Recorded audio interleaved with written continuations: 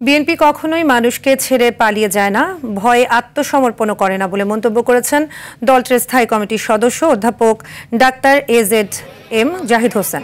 দিনাজপুর ৬ আসনে হাকিমপুর, বিরামপুর, নবাবগঞ্জ ও ঘোড়াঘাট উপজেলায় বাংলাদেশ জাতীয়তাবাদী দলের আয়োজনে ফ্রি মেডিকেল ক্যাম্প উদ্বোধনে এসব কথা বলেন। এ সময় তিনি আরও বলেন, মানুষের সুযোগ সুবিধা, দুঃখ দুর্দশা লাঘবে বিএনপি অত্যন্ত সচেতন।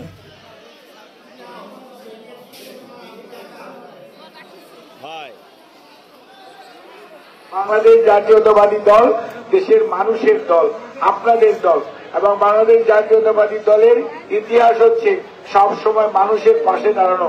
কখনোই মানুষকে ছেড়ে পালিয়েও যায় না অথবা ভয়ে আত্মসমর্পণও করে না। সেই জন্য মানুষের সুযোগ সুবিধা, দুঃখ দুর্দশা লাঘবে বিএনপি অত্যন্ত সচেতন।